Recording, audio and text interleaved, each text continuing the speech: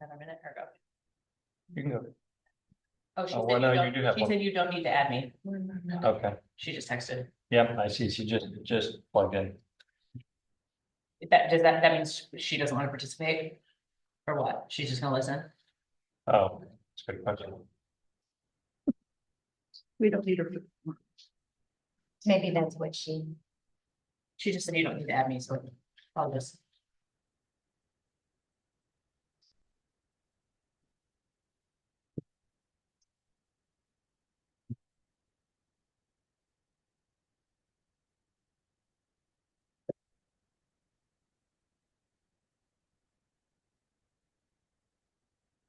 Thank you.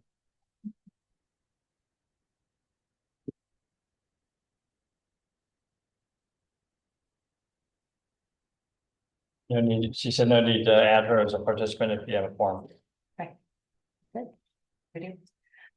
So I will call to order the regular board meeting of September 16th, 2024.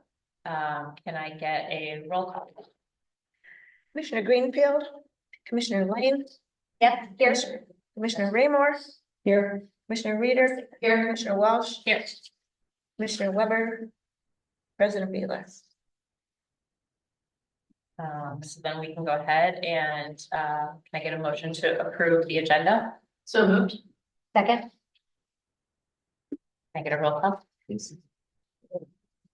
Commissioner Lane, Yes. Commissioner Raymore, Yeah. Commissioner Reader, Yes. Commissioner Walsh. Yes. That's it. And then statement of visitors, it doesn't look like we have anyone in the room. Do we have anyone online that wants to talk? There are no guests on Zoom. Okay. So then we can go ahead to item number 2. We'll go to verbal communications, staff.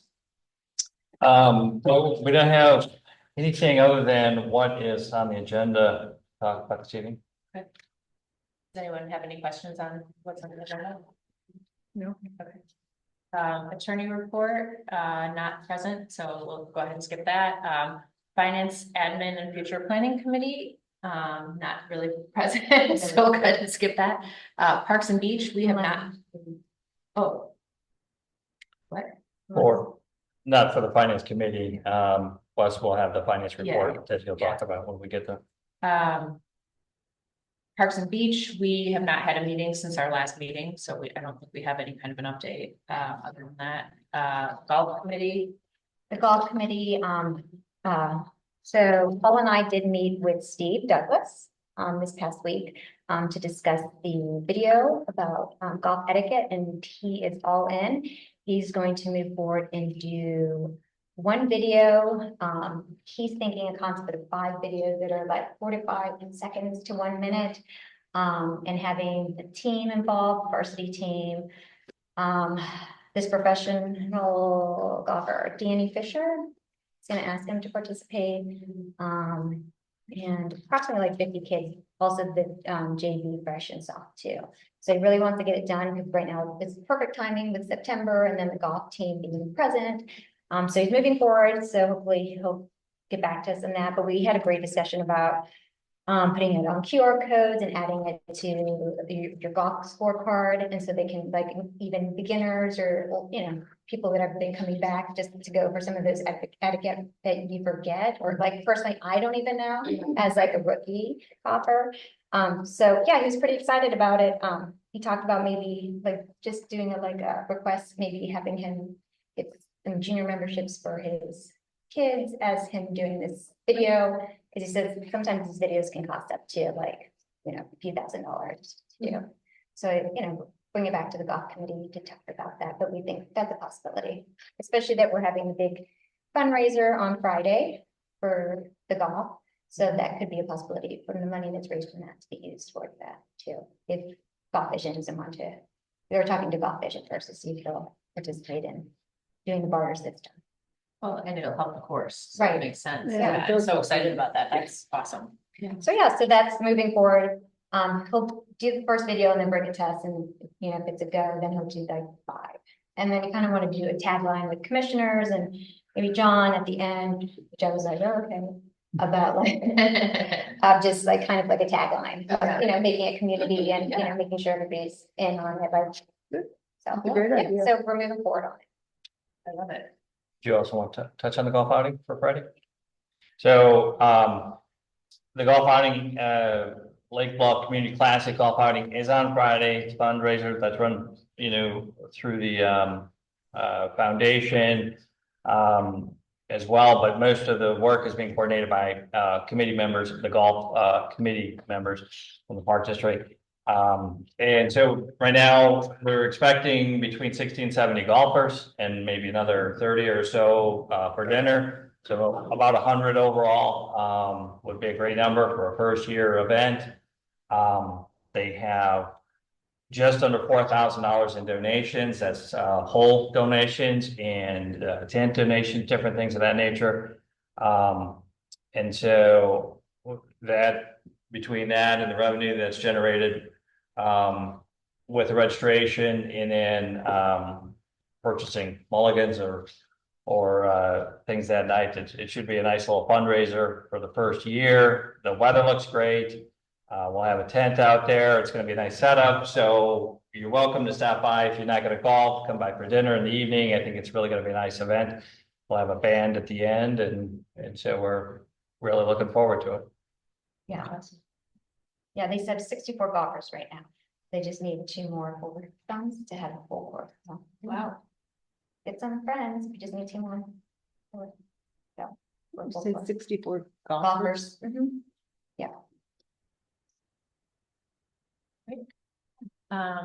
Friends of Lake Bluff? Yep, so we just had a meeting, just a couple things. One is they are still looking to add more board members. So if you know of anyone in the community, you would think would be a great add to the Friends Board, that would be amazing. Specifically people who may have an interest in fundraising, marketing, kind of the general overall mission of the Friends Board would be great. Also from a capital campaign standpoint, Ellen Granda, we're looking at to help us with that endeavor. Wrote a letter and made a point that she thought it was important that they have a CRM as part of their the Friends overall fundraising efforts. And so there's going to be some ongoing discussion about how to pay for that. She did give some suggestions on specific CRMs that she would recommend for a nonprofit. So there'll be ongoing discussions on that, possibly asking the Park District to pay for it. And then third, just a reminder, the Jazz and Jokes fundraiser event is coming up on October 5th. Shaping up to be a great event. The high school jazz band is probably going to play. So that's looking like a strong probability. Tickets are $35, which includes food, and then there's a catch bar. There'll be 3 comedians. It was really fun last year. So if you all are available to attend October 5th, it'll be a great event coming up. That's it. The only other thing I would add, from the Friends, they recently donated smart boards for our classrooms, our preschool classrooms. So we previously had 1 in 1 classroom. They've just purchased 4 more, so all 5 classrooms now have them. Those were installed and are just being starting to be used this year. With the new school year, it's some great technology in the classroom. It's going to benefit the kids and the families. It's pretty exciting. It's also a great gift from the foundation.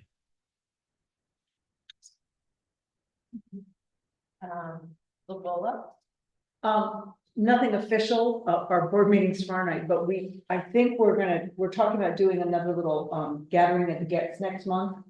Because the boardwalk is close to finished. I think the boardwalk itself is done. We're working on the overlook, so. Yeah, more to Michelle follow sent a that. couple pictures today Yeah, of that. And then she was asking about some wood chips, so we'll work with maintenance, and we can work that out, have some wood chips available for that project. and I may reach out to Dana if it's okay, to just get some ideas for some activities for the kids. You know, we had a lot of fun last year with the kids. It was really kid focused. It's kind of fun if she had some good ideas. Sure.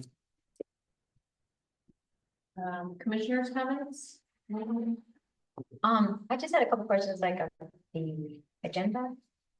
That I have them now. Questions about the agenda? Yeah, well, just for the student membership, I saw there was a promo on page 6. Which is great. I was just curious what that was.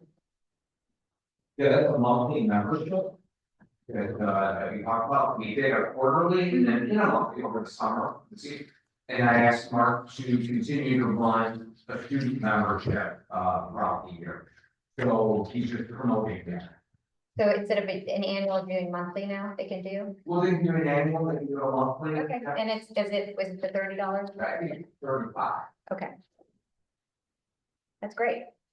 So they don't have to do the whole year, they can go. monthly. Yeah, it's very good for the athletes, Yeah. that are sport, it's kind of hard to run the transition.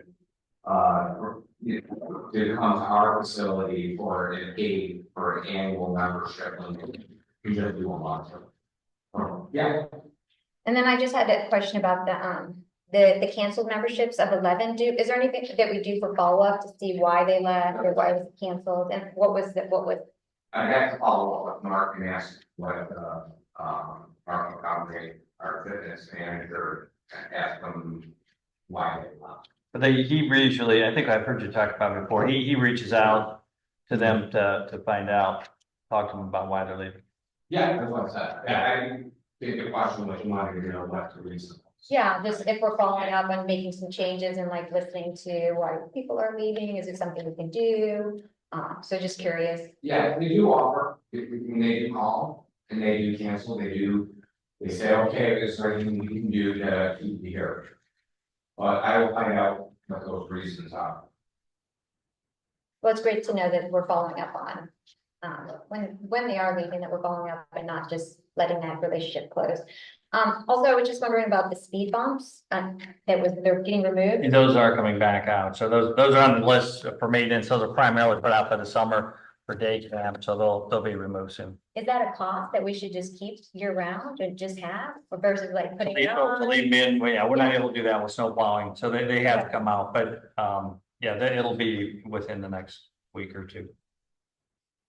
Okay, great. I was just wondering, like, Sure. like, can we save some money here and not do something that we have to remove and then put back on, but makes sense. Okay, It's not difficult to. They were reused year to year, so we buy them once and we reuse them for. Yeah, they're taken out and they're reinstalled, but you're right, it would save some labor not having to do that, but it is because of the plowing, it has to be taken out, yeah. okay, great, thanks.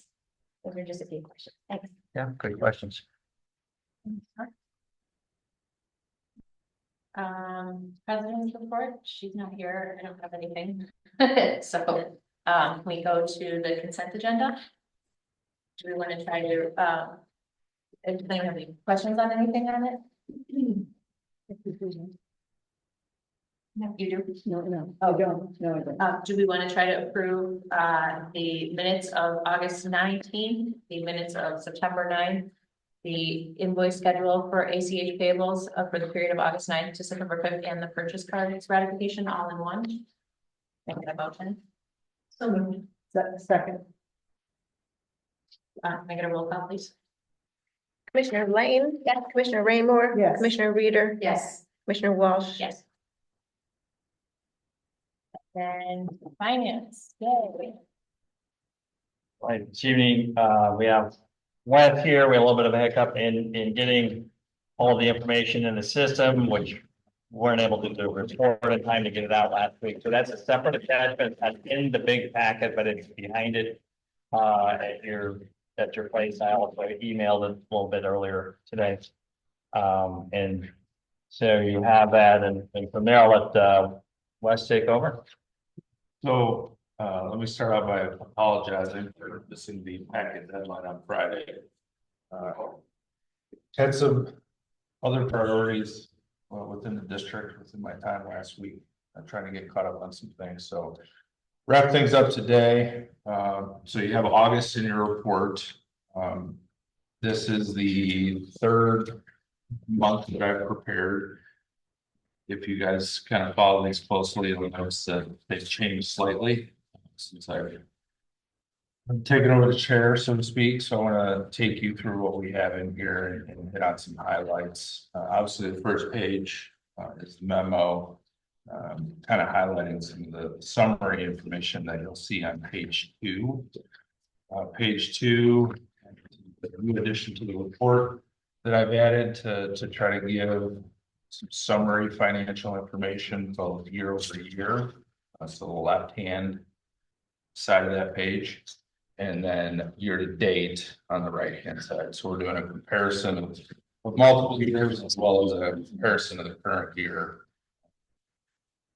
Or the year to date budget as well as the overall budget. So Les, if I can just jump in while you're on that page, we did receive at the last regular meeting in August, some positive feedback from Commissioner Greenfield. Who's also on the finance committee, who appreciated the format and how the information is laid out. Good, glad to hear it. As you're reviewing this or as you take it home and review later, please feel free to come to the next meeting with feedback or shoot me an email. My goal is to provide information and data in a format that you can consume most easily. Sometimes they find the numbers that help the difference. Have figures and we have graphs, both picture or try to provide a picture of the same information. But here on the monthly budget report, revenue on top, expenses on the bottom, just a few things I want to highlight for the year-to-date information on the revenue side. 42, group 42, which is fees, is up fairly significantly, both compared to the prior year, as well as the year-to-date budget. It's in excess of the year-to-date budget by about 65,000. As you saw in the reference facilities report, majority of that is non-resident fees. Non-resident fees year-to-date in 2024 were 141,000.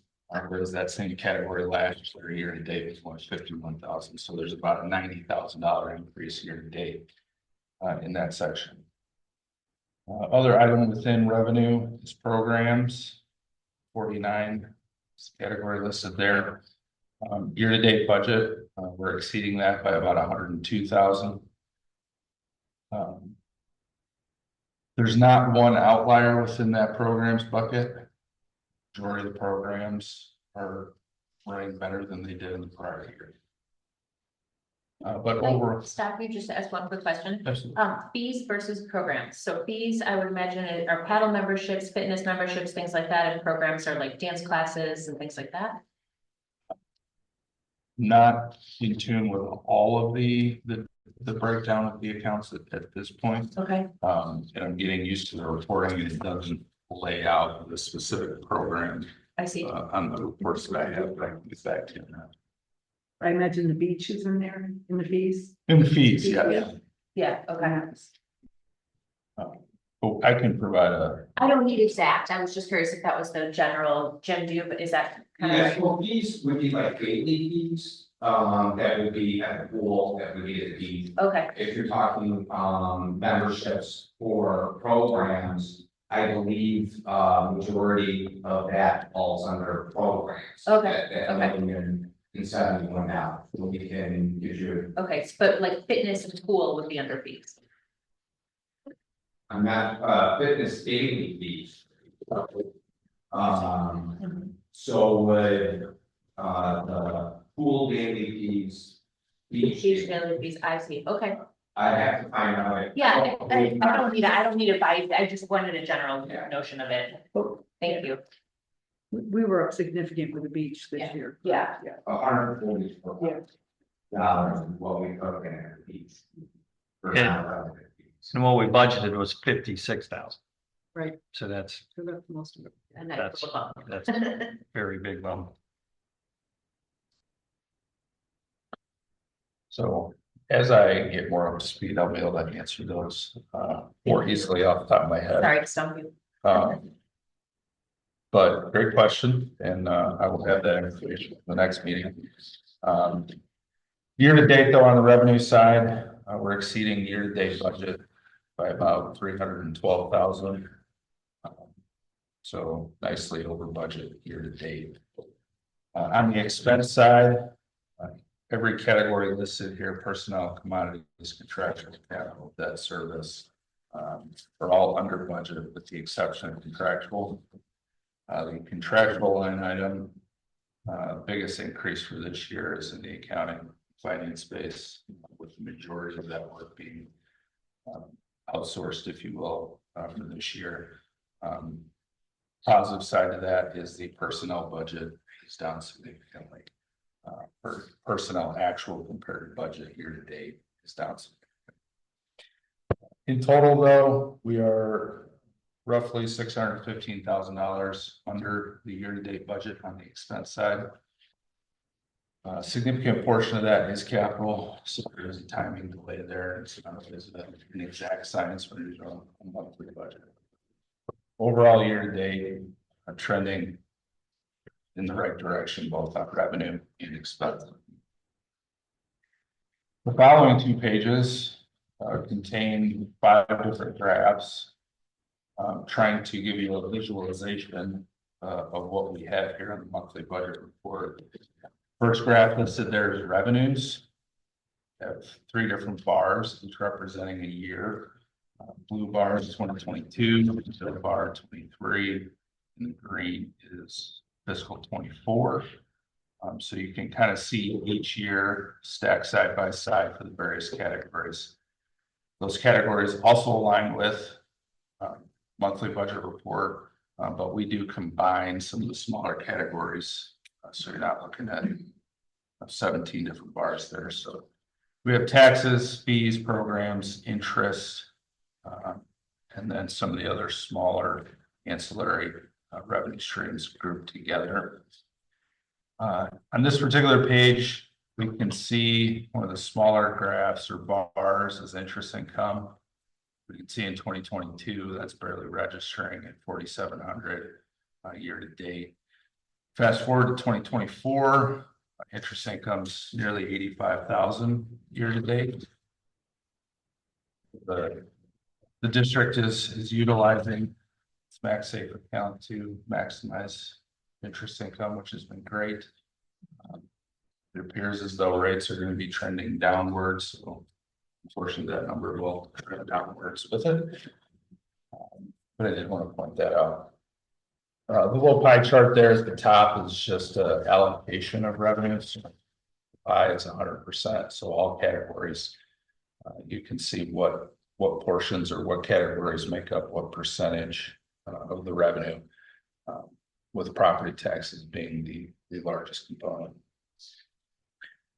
The graph below that isolates operating expenses. So this is pulling out your debt service and your capital activity. We have personnel, commodities, contractual services. Sorry, it does include capital and debt in a separate bucket there. But again, a year-over-year comparison with the pie chart kind of showing the breakdown between those categories, with personnel services, personnel costs being the largest bucket. On the back side of that page, we isolate capital and debt. So you can, it's the same bar chart view of capital and debt service year over year. Somewhat of an anomaly here for 2023, debt service being down due to timing of the payments. Now they're recorded in the system. So we will see that increase year to date for 23 as we progress through the year. The next graph there looks at the net surpluses. So year-to-date revenues, less year-to-date expenses, giving us that surplus figure. And as I mentioned earlier, fairly significant surplus year-to-date through 24.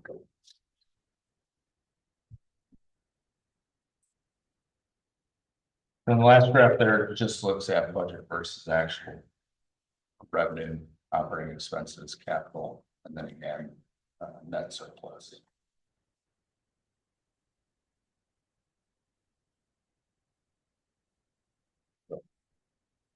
As I mentioned, more than happy to adjust or include additional reports on a monthly basis. This is your guided data, and you really need to better understand or manage board level. I like this report a lot. I do too.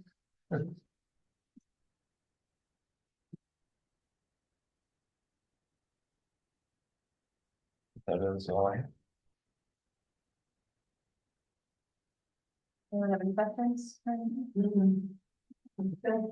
Just a real quick question, I think it's a confirmation, it's no big deal, but the lessons were down, is that the sailing? That'd be part of it.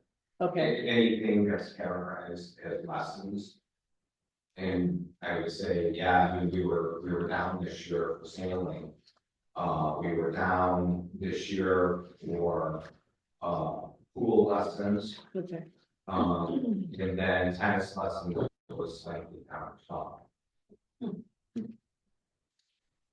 Now, like, the tennis would be private lessons, so they're taking that there. The other tennis would fall under the program.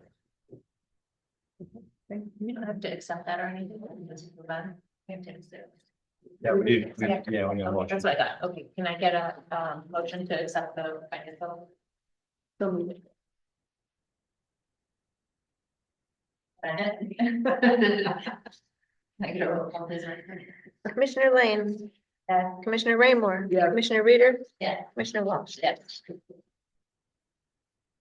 Just a question about, that just made me think, we had talked about doing, facility, the program committee, a survey of camps and. Yeah, we did do a survey, we had very low response to the survey. So then we only had 28 people. Yeah, so we're gonna resend it again this week. So I had the results last week. We need to see if we can get more people to respond. One of these is gonna be a low number. And so it did show majority of the people were satisfied, were very satisfied with camp. But I had like 2 people that were below satisfaction. I really wanted to get a larger number. And whatever we get from that, response, I'll make sure it's in the next board packet or to committee of the whole. So it made me think, maybe it's just a possibility to maybe include, the lesson, like the sailing and seeing what's gonna be back on that and the pool lessons, but also get it Well, the pool lessons would be included in the survey. in the sort of, I can put in there a question about the pool lessons. The people who took pool lessons, majority of them are camper. Okay, So they ended up getting the survey. But I can put another question in there, on pool lessons. yeah, I mean, I think the whole purpose of the survey is to get feedback and see what's missing in the program, what we can do better to make it. So I'm thinking if our numbers are low in those 3 areas, the pool, the sailing and the tennis, maybe add some of those questions in there to see why the lessons went down, like why weren't they participating, and just, you might have to ask a couple questions, not one, but, and that, maybe a few questions of. To engage and No, I find. think that's in the survey. Then we send it out, I can make that. Yeah, and I think it's really good to always do a survey after each season to see, how we can improve. Because that's kind of the purpose of the survey, like listening to the customer and saying, okay, what worked, what didn't work? Maybe we need to get rid of something, maybe, we need to add something. Because I remember one of the highlights that you guys mentioned was they really like more specialty camps, like the ones that were doing archery and the ones that had something like they were learning a new skill was. So maybe that's something you can add in sailing, like there's a skill that you learn, like a knot class, or I don't know. I'm just throwing out ideas, but I think you really need to find out why the number is dropping, because they were always big programs of sailing and. You did change the pool. Or the private lessons. Okay. So, that was the big change. We changed that right after COVID. And it seemed we had more people participating in the private lessons. But we did have a drop off this year. So I will do that as one question. I think it's a good idea to resend it out. I think it's such a busy time of year when school starts up, Yeah. that I think, and maybe you could even title it something different, like, hey, we're already planning for next year, like get your, voice your opinions now to let us know what camps you want, or something fun. But I'll relay that to Jeff. And when he says, the survey, I think that's really good. To try to have an architecture. Yeah. Yeah. And I think you'll get a better response right now. People are chilled out. They're in their routine. like I said, I'm very surprised. We normally get really good Yeah. turnout for, responses, but to get 28 seemed extremely low. For sure. Okay, I don't know where we are. So that was. New business. All right, new business. So, Kim Bradley, hi, you have the floor. If I could just say a word before we get started. So we had, I followed a very good discussion about this last week. The Commissioner Lane has asked for a copy of the current strategic plan that is on our website to be distributed. So that's been handed to everybody this evening. But I felt like we had a very good conversation last week. As you know, we opened it up to the commissioners, a lot of questions. And so, they felt that having Kim come in and address the board directly would be beneficial. So that's why she's here. So Kim, we'll turn it over to you. Thank you for having me here, I appreciate it. I'll just tell you a little bit about me, just to level set a little bit. I've been a resident of Lake Forest for over 30 years. I was a part of the Rotary Club for a long time and president of that twice. So I'm very invested in the community. We have 3 boys. Our 3 boys actually played Lake Bluff baseball rather than Lake Forest baseball. For quite a while, and my husband was a coach there as well, so very familiar with my teaching part over the years. But it's a great community. Strategic planning, I'll just talk a little bit about that and how that kind of came up in our conversations and how I got here. Was John and I were talking about things he wanted to accomplish and forward looking and what he wanted to do. And he said one of the things that I'd like to do is get an updated strategic plan. The one that we have is old. And so we started talking about that and I said, okay, what do you plan on doing with it? Because usually my first response when somebody says they want to do a strategic plan, I'm like, are you going to use it? And if you're going to use it just to pat yourself on the back that you checked the box and done a strategic plan and put it up on a shelf, save your time and money. I would not be interested in helping you do that. So he seemed very interested in doing it. So I just talked about how I had used it personally when I ran organizations, the other companies that I had done it for, including higher education. It's a onerous process for sure, but you get so much benefit out of it when all the key stakeholders are a part of it. So they understand what's going on, they play a part in it, what part of success do they play in it. It keeps the whole organization aligned. And you've got a lot of stakeholders. You've got the board, you've got management, you've got staff, you've got your community partners, you've got all your residents. And everybody wants to know. I mean, you put it publicly on your website. One of the things that I did that I shared with John is because when you get a packet like this, even if you keep it on your desk, you're probably not going to go through it as often. What I used to do is I would put a high level plan on one sheet and everybody on my staff as well as myself kept it on their desk on their bulletin board. So you could always see it. Again, it's a very high level, but it does cover what your mission is, your vision is, your strategies, your goals, how you're going to measure it, how often you're going to come back and look at it. I call that performance management, but you can use whatever you want on it. I mean, how often the board is going to get an update on it, how often the staff is going to talk about it. And one of the other things is it's always nice as you complete a project and it's a win, celebrate it. I mean, you put a lot of hard work into it, people respond to it, you've got compliments on it, they bring it back for next year. So there are ways of keeping it front and center. If you decide doing it and go, God, that was a big project, but yay, I've done it.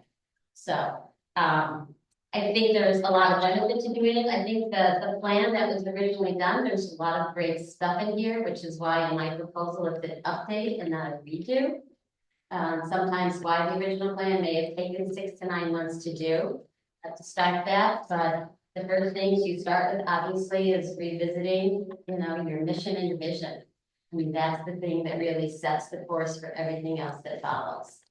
So in my plan, I delineated a lot of things in here so you can get a flavor for what it would be like to go through this process. The first thing that I would do with John is we would sit down and really hash out, what's worked so far, what hasn't worked. We go through the plan, what do we think is still pertinent, what do we think is maybe not needed anymore, or new things that need to be added to it. And then we would have a board retreat where we would go through all this. And I will facilitate it. It's nice as an outsider because there's no power base here. I don't have to worry about, impressing anybody or hoping I say the right thing. All of this really comes from you. I may dig in and push back a little bit and say, why do you think that that's important? Or why do you think we need to take something out? So we have a very healthy discussion. An abbreviated portion of that would also be done with the staff. Not nearly as in depth, but kind of a higher level one to get their feedback. You're gonna contract with somebody that you've already contracted with before to do the customer survey to get all of that data. And John and I would work together and we could get board input as well for the questions that we're asking them to get that kind of input. Once that data is all gathered, then we start laying out what the plan looks like. And of course, it would be presented to the board for your input and approval. Before it was done, then a written plan.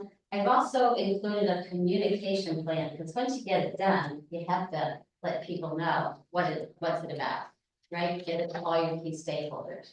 I think all the timing, I think is also good, because I know the Lake Bluff School District, as well as I think the village, have also completed their strategic plans, so if they're available, it's nice to get that information as well.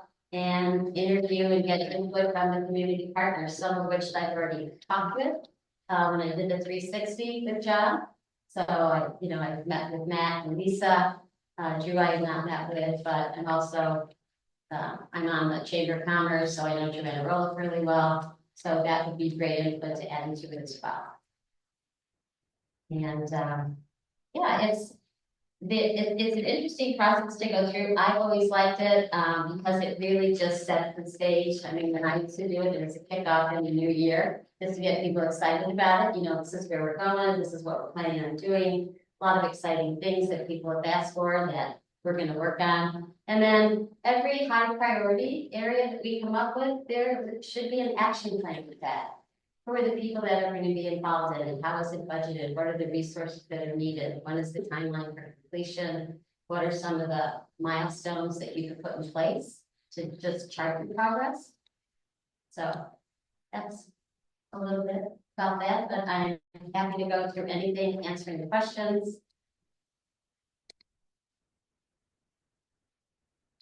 Or if there's anything about it.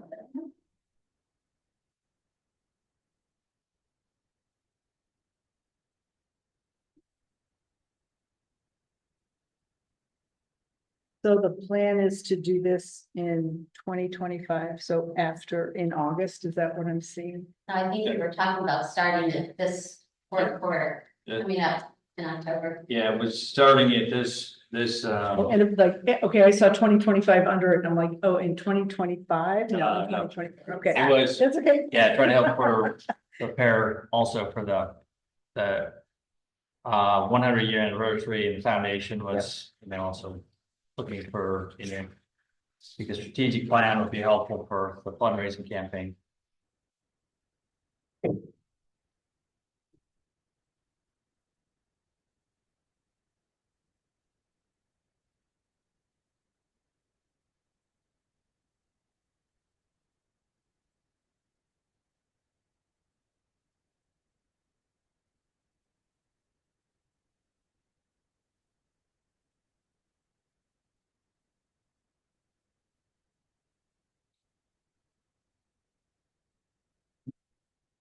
One of the things in the current, or the strategic plan that was 2015 to 2019. Yeah. Was the scorecard. Yeah. And I didn't come onto the board until after this strategic plan period was extinct, but it was something that was very interesting to me, and it had been internalized for the staff, which is not a bad thing. But as a board member, it's been I still have questions like, well, what should we be making on this business, et cetera. So can we make sure there's a mechanism for Like the whatever, scorecard? if we come up with a scorecard or whatever we do come Absolutely. up with, that we do have some mechanism to put that into our plan for ongoing for future board members too. I think it's important. Yeah, that's a good point. I think that would be helpful, for new board members come in. I think that, that the strategic plan overall would be helpful for board members, especially if there is a change in any board members when you have election in spring. And, if there's a change in any of those positions, I think having a strategic place, a plan in place, I think can be helpful, helpful guide and tool for them to use. And include that in any orientation for new people to bring them on board quicker to. Yes, and one of the Get 'em things, our current, and Commissioner Weber touched on it last week, talking a little bit about the reviews and tying that into a plan. We do that, to some degree now. Our reviews will tie into core competencies that go back to this strategic plan. So when you say internalize, you're right. It's the staff have been using it.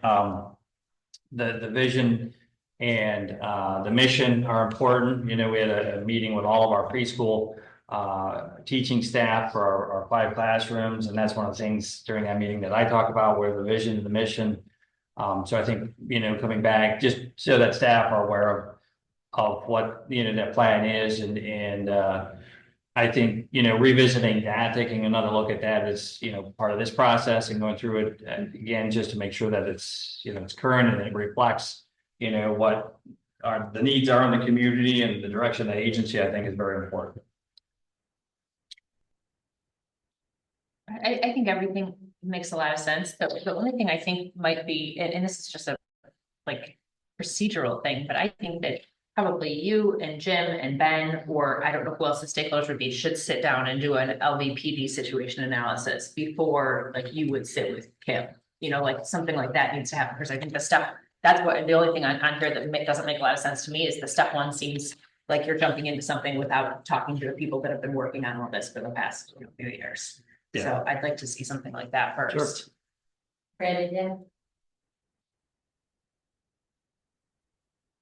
Yeah, I mean, when we had the committee of the whole, we talked about this, and one of the things that was taught, which was mentioned, was this was going to be like a new strategic, but now it's more like an update, what I'm hearing, which that's what I've always thought should be occurring. And I've stated that, because it has a number that says 2015 to 2019, it doesn't mean it just ends. This has really been our guide, and I just want to just say, we've actually done a lot of we've done several of the top priorities. If you look at the list on page number 7, if you just look on there, we've done several of the top priorities that needed to be done. And so if you just look at, we reduced annual golf course loss, we reduced the debt, we reduced annual paddle loss, we established cost recovery goals, we established a stronger financial position, including reserves, operating revenues, and expenses and capital replacement. So we have been following this. So I do have a hard time spending the taxpayers' money, because it's the people's money. And I feel like when you read this, it really is a great strategic plan, and to pay $20,000 to update it seems like a lot of money. I'm just going to say the truth.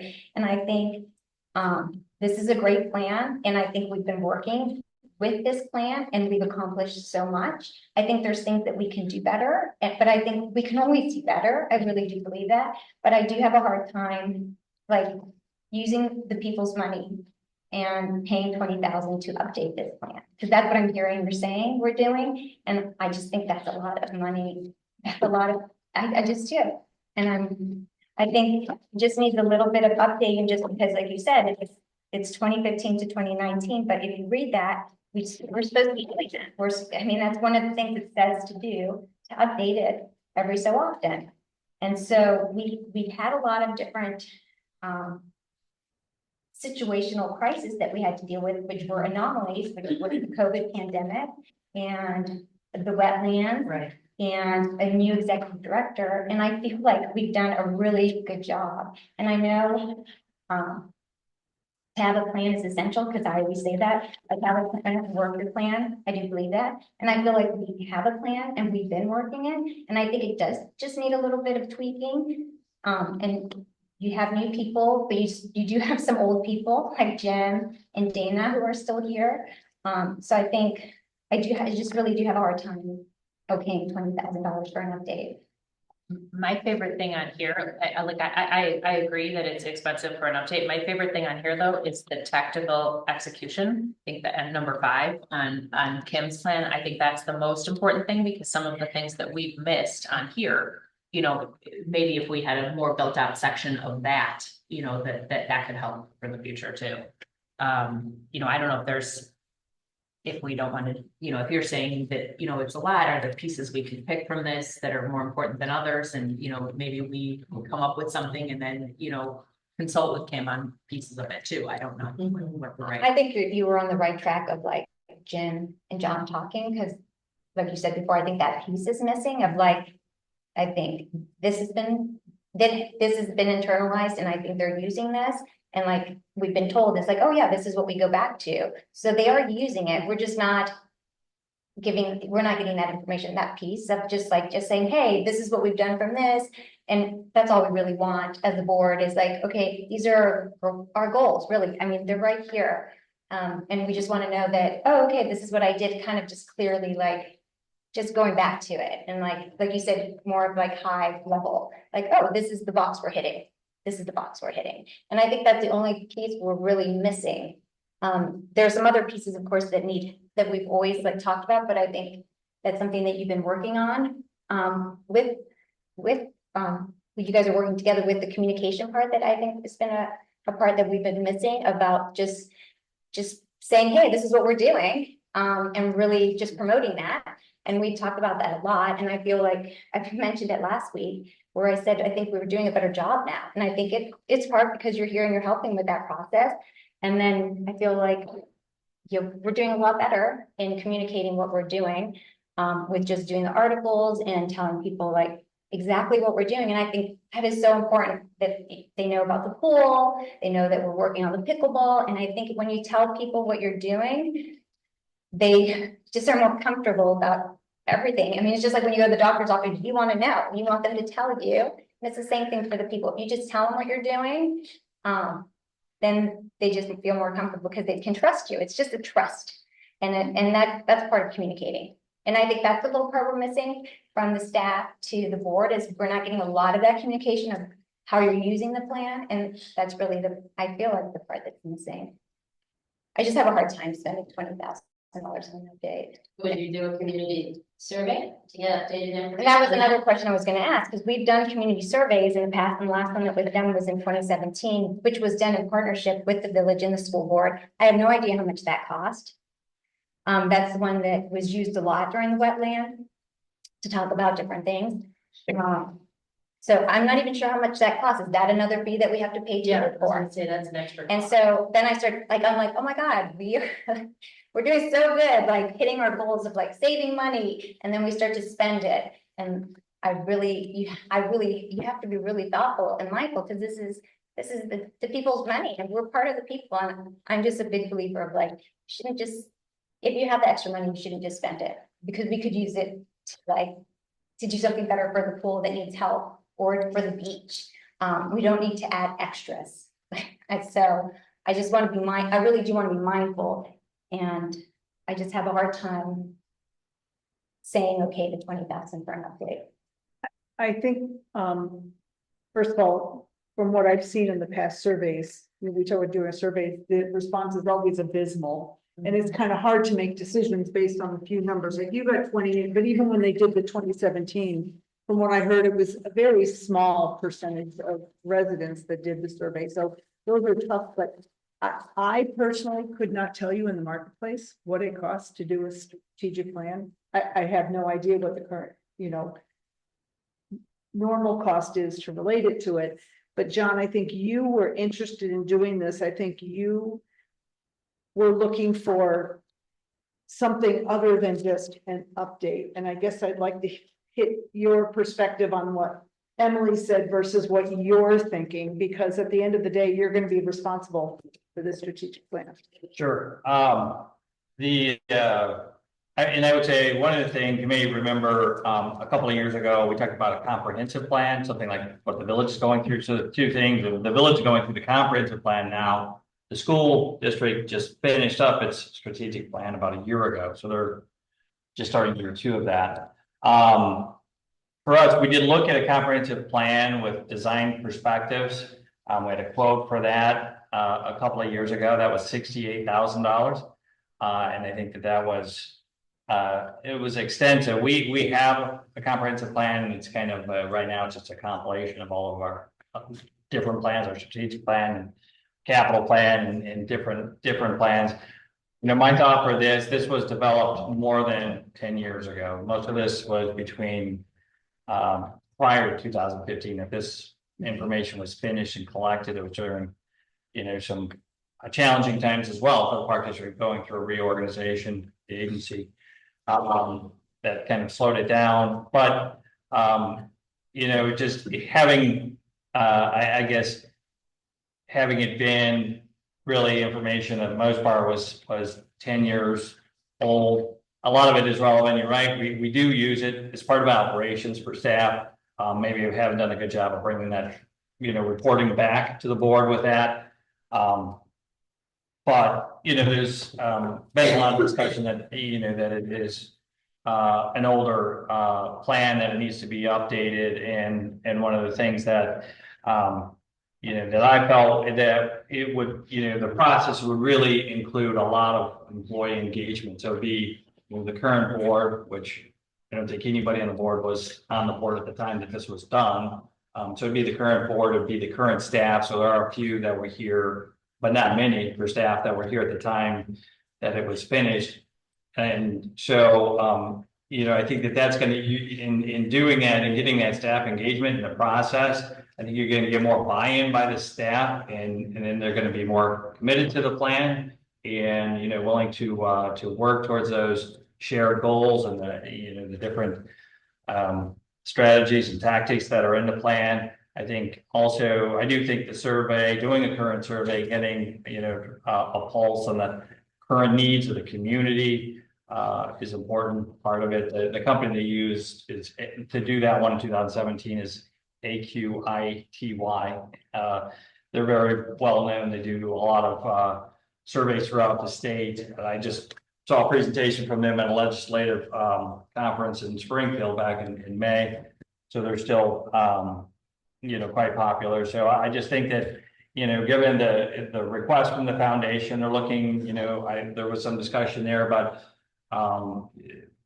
in the past about the, you know, an updated strategic plan, you know, would be helpful, you know, too, with a campaign coming up next year. And I think this part of what we would do in this is show that alignment between the foundation and the park commission, and really try to, you know, to stress that, so it's a useful tool for that process. But those are just some of the things that I thought would, you know, why updated strategic plan would be beneficial to the park district. I know it's a chunk of money. Again, what was approved, they started the process all the way back in 2010. What was approved at that time was not to exceed 13,500, you know, and that's almost, you know, 14 years ago. So I think that the price is reasonable. And, you know, I think that in having a lot of different, you know, and a lot of meetings with Kim and spending time with her and learning more about her knowledge and skill set, I felt like that would just translate into, you know, helping us to create a really good plan that the park district can use, strategic plan, and move forward. So I just want to share some data. For the community survey that you said that would have to be done, which would cost money. It was done in 2017, and there was 52 online surveys completed and 329 that were done mailed. So yeah, it's That we received back as for Yeah. mail. yeah, and again, it was co-sponsored with the village and the school. So it was it was a group, and that's something we can look into to do it as a you know, between the three So government the entities. park district was held in higher regard than the village or the county. No, but the library did beat up the park district, but everybody loves the library, so it's hard to compete with. Yeah, and then before that, there was a community one that was done in 2009. So the pattern I'm seeing, it doesn't get done frequently. Like it gets done like every 10 years. So hasn't been 10 years, so I have a hard time when we start spending money. So, I mean, I think if you were to do a community survey, I would think you would want to check with the other entities and see if they would want to participate in it, just to cut cost. I think we should always try to do that, work with the other government entities.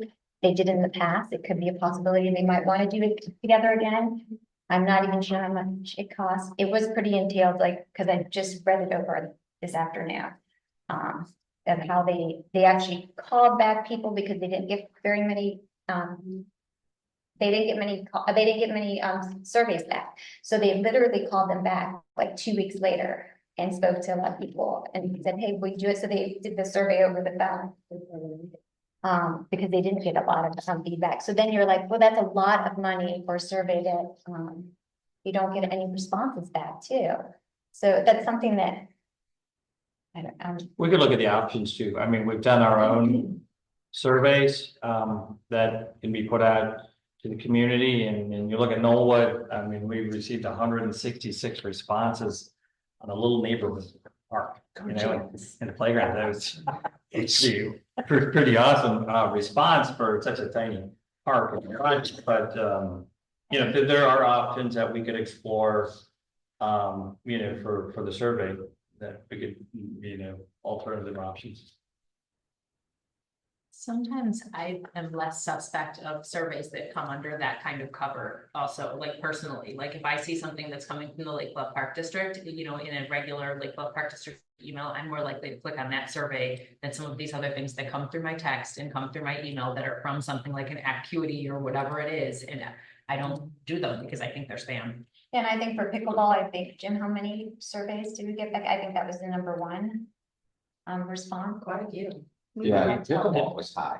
I think we had 400 or something. It's a really short timeline we had for that too. So I think I see that it's up for approval for this meeting, but I think it'd be interesting to have a discussion with Ellen Granda about how this could all tie together.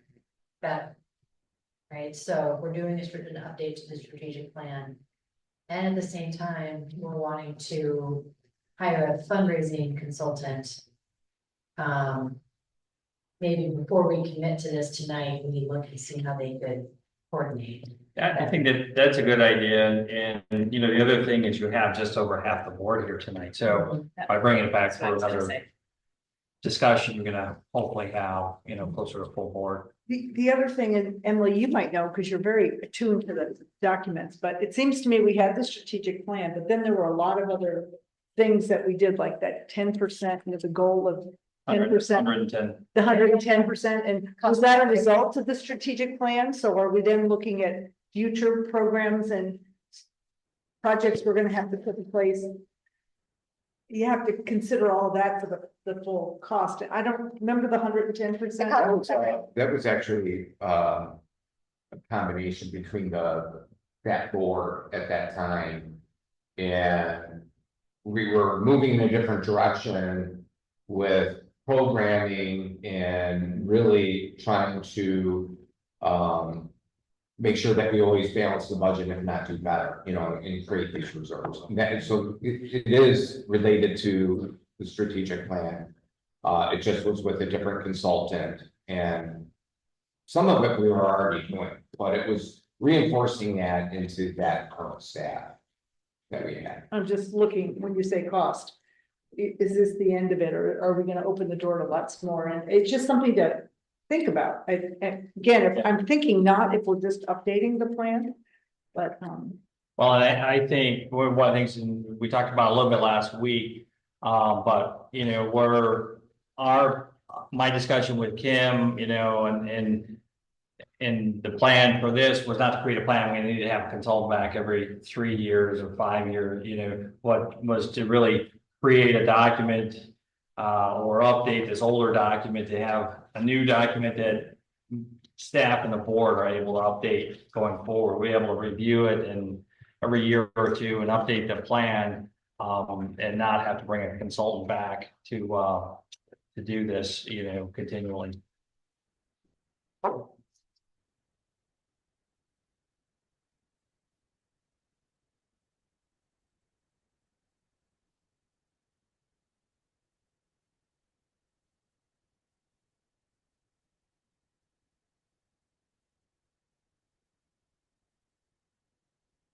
Okay, so should we just table this for Table, now? yeah. Okay, to be continued. So you'd ask for motion to table. Can someone give me a motion to table this for now and move it to discuss with the full board and, possibly, also Ellen Granda?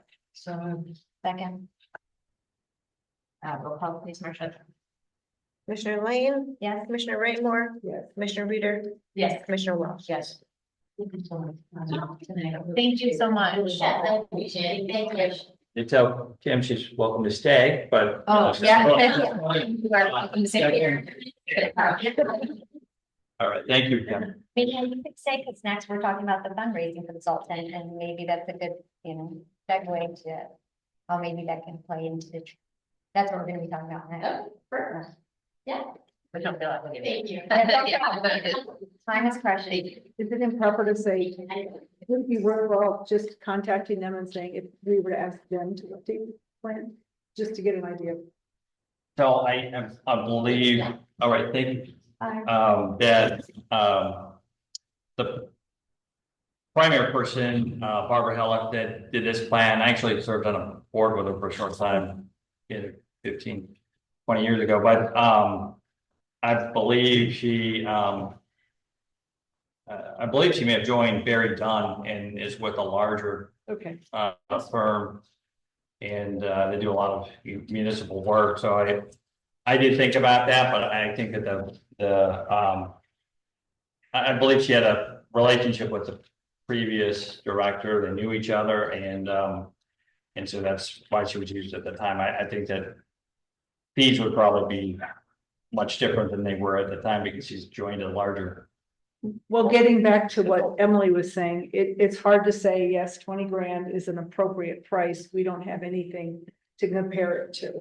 Sure. That, Could I reach out and, if we can see what- just get rough ideas. Yeah. No, if, Yeah, I just go back and it's like an update, and then if you read this, like, we're supposed to be updating it, like, if you read this plan, it was supposed to be, that's part of the implementation. Right. It was supposed to be updated like every 3 years.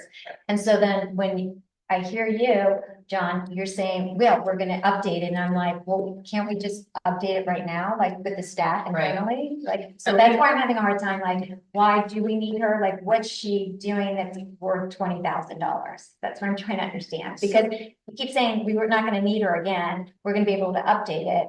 And so I'm trying to understand, why can't we just update it now ourselves? Like, I that's would what I'm love trying to see this, what she has here, itemized. Like, I don't know why it's not, like, Right. some of these things I think are more important than others, some of these things I think we can do on our own without her help. And so I'd like to see what she thinks each of these items are worth on her thing. I think it's a fair ask, because I think there's definitely value I think she can add to the process, but I think there's some of this we can do on our own. okay, I can look at that because I know that comprehensive plan that design perspective provided, they did actually an itemized list, Uh-huh. pretty lengthy of kind of each of the components and what they cost. And, Okay.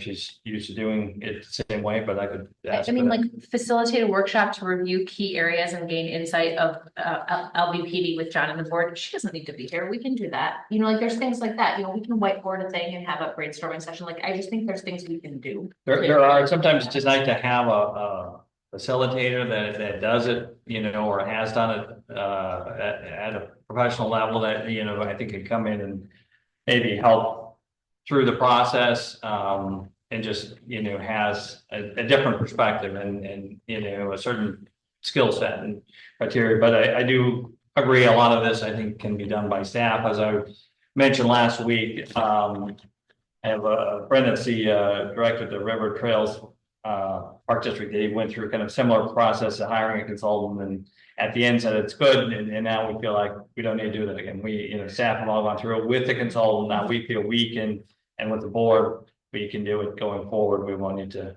do that again and hire another consultant.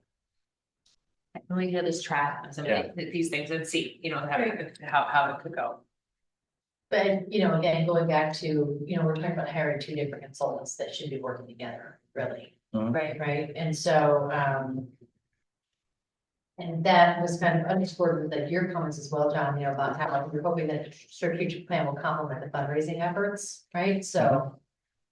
I really believe they don't end. Yeah, that's a good point. What was your point, which is a good one. All right, Okay, so let's move on to fundraising consultant proposal by Ellen Granda then, for possible approval. do we do the, What's this? interview? Oh, did I miss it? Sorry. Oh, yes, there wasn't a page in the packet, so I skipped over the item. Yeah, Park District 100-year anniversary discussion. So there's not a whole lot new to report, there for this evening. So we're just kind of finalizing the, logos. I think I sent you something about that. Yeah. And so we'll, continue to work there. We've had some additional discussion more at the staff level about, activities, some of the events and activities. For next year, we are looking at the, as you know, the birthday bash is coming up on the 21st for the village. So that's something, an event that the Park District hosts here at this campus. Really well attended event.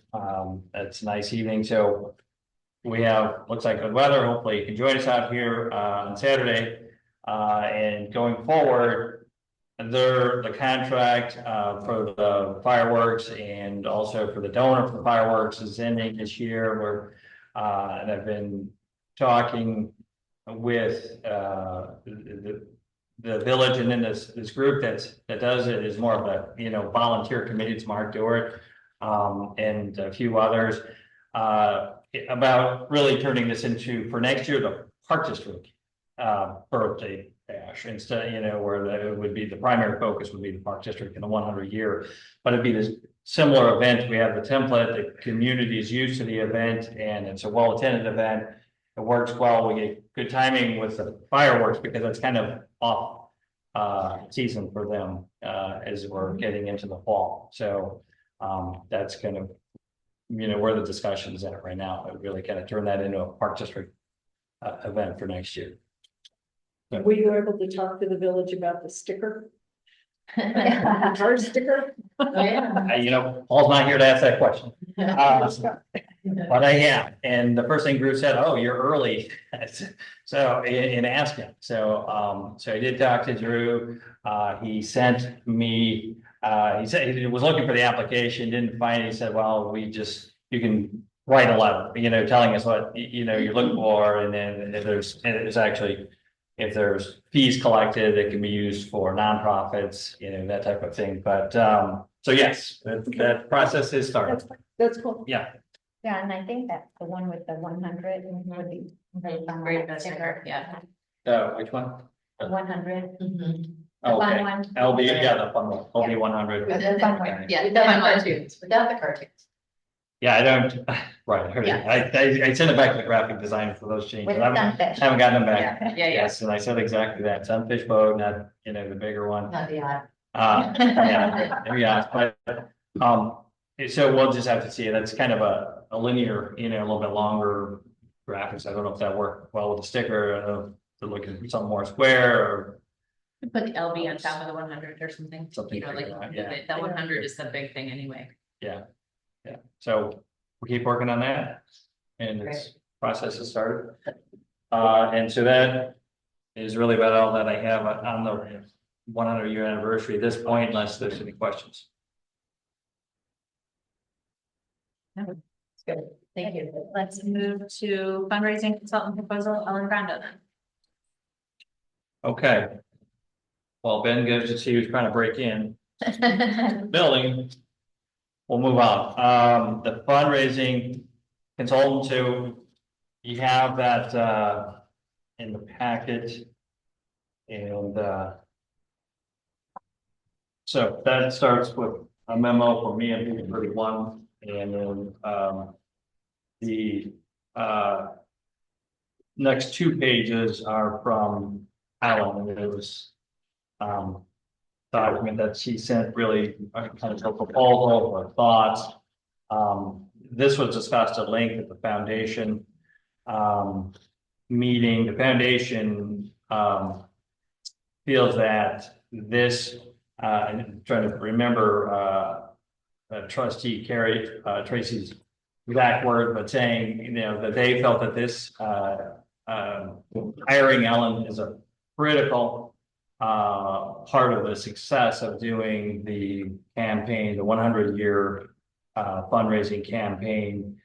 And a lot of the focus in there was really trying to develop long-term donors. So it's not just shooting for next year, but it's trying to looking beyond that and developing those.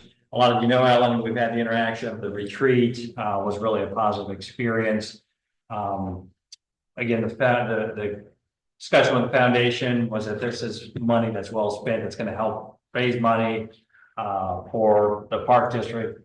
And so they were definitely in favor of it, and they're hoping that the park commissioners will approve it.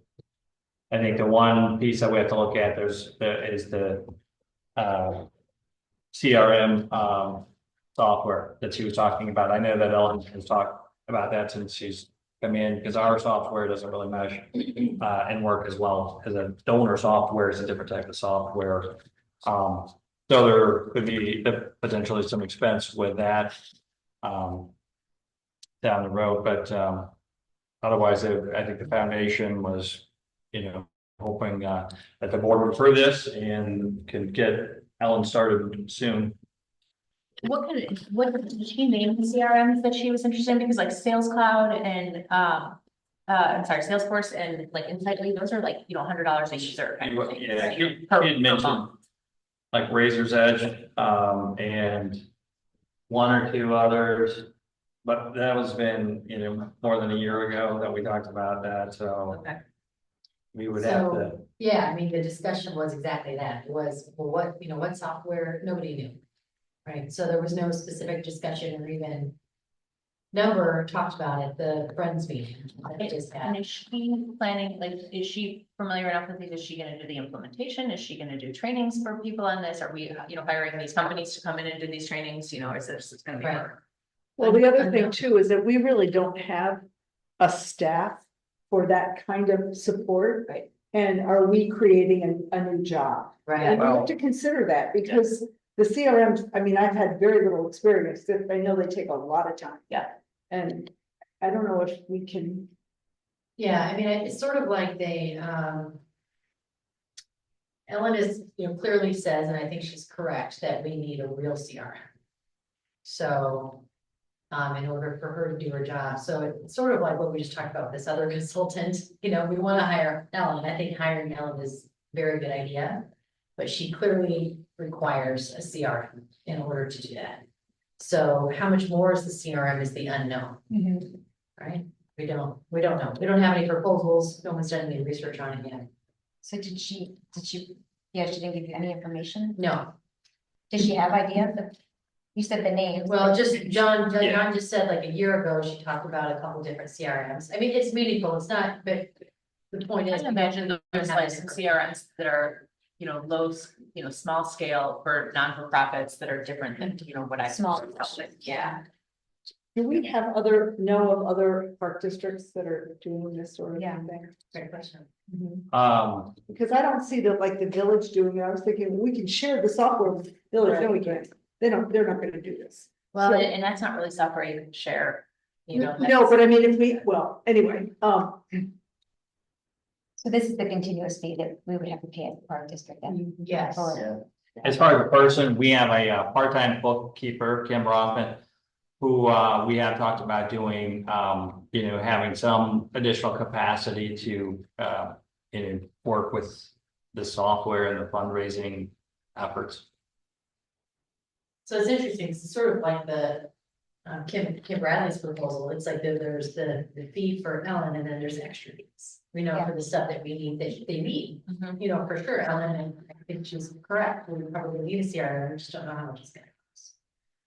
So who's doing that research? I'm sorry. Who's doing the research? Well, I think we'd have to go back to, I think nobody right now, we'd have to go back to Ellen and, you know, see if there is one that she's recommending, and she's, I believe, been out of the state, so a little bit harder to contact and just get information from, but she's returning soon, from what I understand. But we could go back to her, and see what else is out there, or what other, you know, especially smaller districts or foundations, Lake Forest Foundation, you know, to see what they're using. I think one of the trustees in the meeting even mentioned, you know, there's, you know, could we get like a developer that might be able to help, you know, write a program that could be used for this, but We're probably better with an out of the box solution. That's than, you know, than the support and the, you know, it's gonna be crazy on that. yeah, good point. And the technology that we use right now, they don't have that as a side gig, just curious. Yeah, great question. Which technology? So no, we use our financial software is Tyler from Encode. And then we use ActiveNet. ActiveNet's our industry software that we use for registration and scheduling and rentals and all of that. That's one that, and then when Ellen first came in, wanted us to change that. But that's something that all of our staff have been on that, and we've been using it for years, and that's, you know, it didn't really, she wanted to pull certain types of reports, you know, to create these donor profiles, and it didn't do the sort of thing she wanted it to do. It does do what we wanted to do and what we needed to do. So that's why we were not interested in changing our software, ActiveNet. But I think that, you know, looking at a different software that's, you know, specifically made for fundraising, you know, I think that's something we can talk to Ellen and also see what else, you know, what other agencies out there are using. It's Wes. Yes. Wes, do you know anything like this? I'm not familiar with it from a not-for-profit standpoint, but I do have several colleagues that are more focused in that space. I don't have any partner districts that they utilize a separate application or try to use, for example, ActiveNet to serve in that capacity. But I can certainly get back to you. I think it's always good to see what other districts are using, and if it's working somewhere, copy and paste. I mean, there might be a solution out there that we don't even know. I mean, we did that with pickleball, and you reached out to different executive directors, and maybe reaching out to different executive directors and seeing if anybody knows anything. Well, and this just seems very different to me when I think of foundations and doing something like this, which I think is a good idea. But it's usually what I see for nonprofits. And I think it's fundamentally different for a government agency that gets tax dollars. And this could just completely blow up in our face, and people would say, why would I do that? You already take my taxes. So I get it. We're looking for those people that want to give large donations to us instead of a nonprofit because they find value in us. I just don't. That's true. It's hard to get my head around that. That's gonna doable. I think Ellen thinks it is, but I also remember her talking about that. You know, our town gives lots of little donations, and we're not big on the huge. You know, we got a golf course. You know, we got a pool. That was. Well, we have a resident that just donated over 400,000 for a bridge. Don't get me started. I know, we're still trying to recover from that. The bridge looks nice, but they did a lot of damage. The ravine. Take out the, yeah. Yeah, maybe look into the Lake Forest Foundation, see what they're doing. I don't know, especially if Ellen wants this, that she needs this. If she's not gonna be able, it sounds like, to even help us unless she has the CRM. So I would think she could do some research and come back with us with some. What would she like to use? What she Yeah, used in other places. Yeah. You know, that this is her. And then really kind of, she knows that our, you know, our budget. So you would think she would come with an idea like. I need small three, scale. I need 3 users, I need this, Right. I Right. There you go. here's an approximate of what you Yeah. would need to spend, and here's 3 options. Yeah. Correct. And Three options is break out a total budget for what's gonna cost. Yeah. So Ellen's fees, the CRM fees, and then what else that we haven't thought of Yeah, that we should know about. And I may have missed this, but are we talking about a finite 50, 10 hours a week for X number of weeks, or is this going to be a permanent position as we're always looking for money? I know, I was wondering. Not- Yeah, not so a like, limit. is it like a Yeah, setup, or is it- I guess the way I understood the ask from the trustees was, for the capital campaign, so for 2025. Okay, And kind of gearing up, so starting before that, maybe even as soon as October, but but does it really make sense to buy a CRM product? From what I've seen, it takes a year to get it really implemented so it's working right. I mean, that's Yeah. been my experience with them, but I don't know. What timeframe? I know we mentioned it before, like overall cost it would cost For Ellen. for Ellen. What are you doing that, John?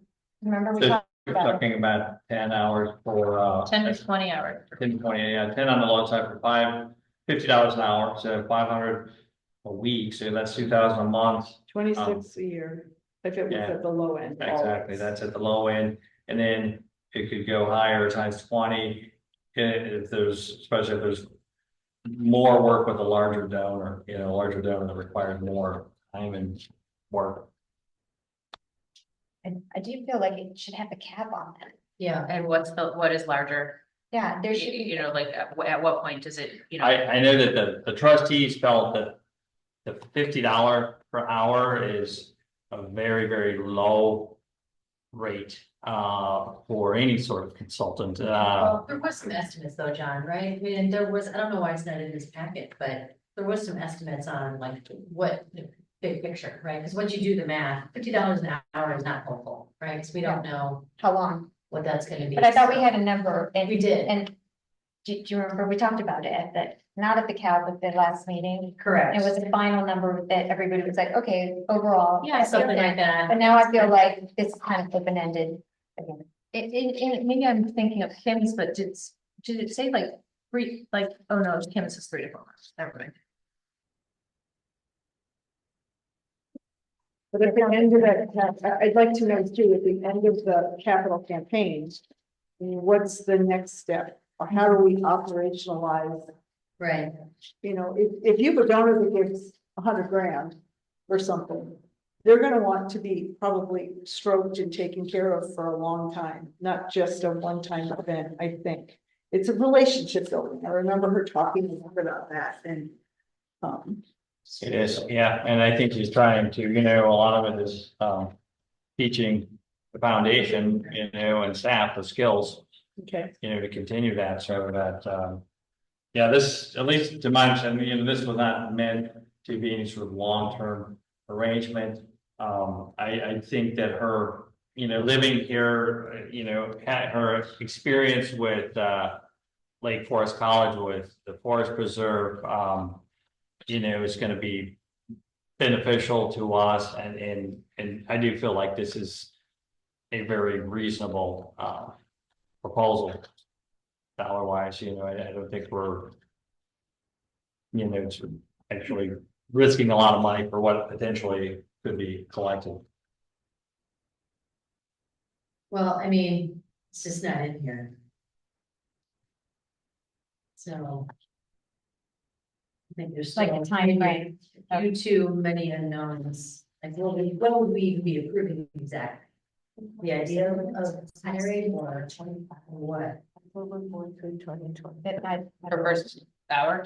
Yeah. $50. Yeah. She wanted to start on October 4th, Oh. but.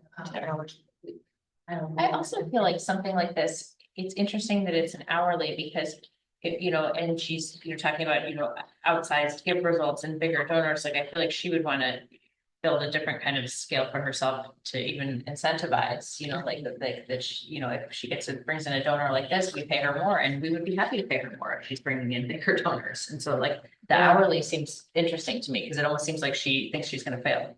Is there an actual contract that she wants us to approve, like, No, what Kim Bradley had shared with us? No, it's more like this consulting, Yeah. arrangement, 10 to 20, $50 per hour, 10 to 15 hours, 10 to 20 hours, I'm sorry. Yeah. And then, Yeah, the discussion, just looking back at the minutes, was through 2025. I really feel like we Through have to December know 2025. Yeah, what that software cost is gonna be. If that's required, right. we need to know what that is. I agree. And if we Yes. find out it's $100,000 and we say no way, but we've already agreed to have Ellen, then Well, you raised an excellent point. So how much does it cost? How long does it take to implement? Do we need extra manpower to implement? and then And I think that's not really a too. volunteer and job. continue to And use it. continue to, yes, and then what's really the end goal? The Bella's working with us just through the end of 2025, that's not very long. Maybe we need her all the way to 2026 to finish the campaign. So the So- contract, I think, Ellen started out as a volunteer, doing this. I know. She has high level experience, is very, sharp and skilled at fundraising. So somebody that's, I think, beneficial to our foundation to help with raise funds for the park commission. I don't think there's any doubt about that. So I think now adding a fee, I think this is a small fee, considering her experience and what the potential is. But, this isn't saying, we're hiring her on, like under these conditions. If it's not working after 6 months and we wanted to stop it, this isn't like a contract for, for that. It was just, an agreement, but it's for the proposal, but if it's not Right. working, or like you're saying, going the other way, which is it is working, and we want to keep going at the end of 2025 and extend into 26 and continue because it's paying off and it's raising funds, then we'll have that flexibility. I think we need a contract with her, because shouldn't there also be some kind of, there should be some kind of discretion involved with this information as well, right? She would have access to donor information that could be, if somebody wants to be anonymous or just general overall information. Yeah, I mean, So that's, that kind of stuff. So there should probably be some kind of formal contract with her. Some sort of confidentiality. Doesn't have to be yeah. 40 pages or something, No. but it should be like an outline of, right? yeah, I could, again, look to see what's out there. If I ask the attorney, it's gonna be 20 pages and 20 weeks. She should have something, right? Yeah, maybe, yeah, she might have one that she's worked with before. Yeah. But if, yeah, and I, if we get her and have her start working, but she has to have that software to go forward, I do think we should at least know what that cost is gonna be. Yeah. At least an idea. Are we talking? CRM. And if she's Make making, the time needed to train whomever is going to be using Yeah. it. These are time intensive, labor intensive, they are. systems. And so the cost and the time. well, and we know that if this works and she brings in the money, it's gonna pay for itself. Yeah, for sure. We recognize that, but we're still gonna have a potentially large cost up front. And can we afford that? Can we? Well, I mean, I think the idea is good, and I just through my experience with Ellen has been excellent. And I think the deal, I think this, she's giving us more than fair price on her consulting great. hours and Oh, so forth. great. So all of that is Absolutely. excellent, Absolutely. but yes, there's just, I think, too many unknowns to approve it. Or if we want to approve a version of something, I don't know. But I think she said she won't, it sounds like she won't do it or she can't do it Right. without the CRM. Right. So we need to know what the cost of the CRM is and what does that mean? So I have we no either, idea. I don't we even know. either need to do our own research or she needs to, give us some ideas on that. So, Yeah. yeah, I don't think we So if you can could follow approve up with anything that. until Sure. we have a sense of that. okay, And if we need to make it a special meeting in the beginning of October, it's coming up quick, but that's. Yeah. Possible to meet her start date. Okay, so I'm going to move that I'm gonna ask for a motion that we table the fundraising consultant proposal until we have some more information on CRM and some other things. So moved. Second, Actually, I can make it more help, please. Commissioner Lane, yes, Commissioner Raymore, Yes. Commissioner Reader, yes. Commissioner Walsh. Yes. Okay, this was an update, so we don't have to do anything. Also, have grant pool project. It's funny, just opening and a text from John Hirsch, who's saying, well, Ellen had reached out to us that about at least one here that's bloomerang. What's spelled bloomerang? as a cost of 10,000 per year, but anyway, we'll look into Yeah. that cost and other programs. The update for,